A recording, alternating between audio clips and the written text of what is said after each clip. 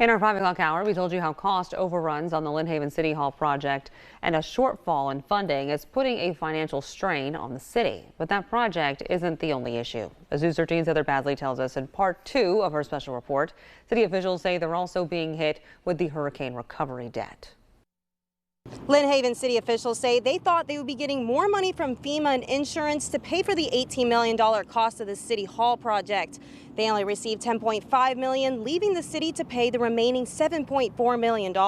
But the City Hall project isn't entirely to blame. City Finance Director Kiki Warren says the city's reserve funds is in danger of being depleted. The fund that has been paying off Lynn Haven's disaster recovery bond has run dry. I have discussed with the Finance Review Committee meeting, the Debt Review Committee, and the former city manager a number of times.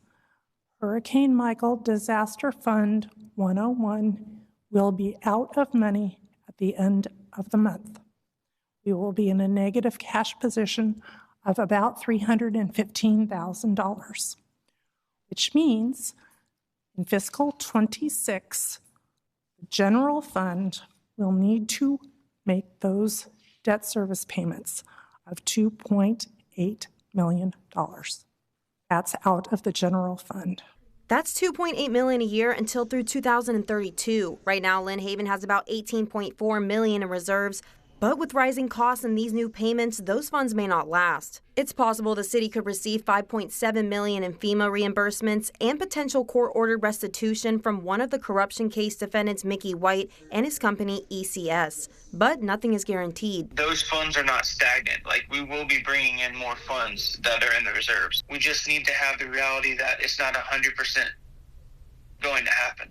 So we need to plan for the worst and hope for the best, because there is a chance that we could get, multiple millions of dollars back. Peoples also seems to blame former Mayor Margot Anderson's administration for losing money after the hurricane. He says the city's decision to go with the public adjuster word claim only returned $18.8 million for the city when the insurance company would have paid $24 million. He also says going with word claim also cost the city $375,000 in legal fees. If the city does not get any more money from FEMA or in restitution, Peoples says they'll have to make cuts, raise taxes, or both. Ones that no one wants to do, including myself, is raise property taxes. I'd never want to do that.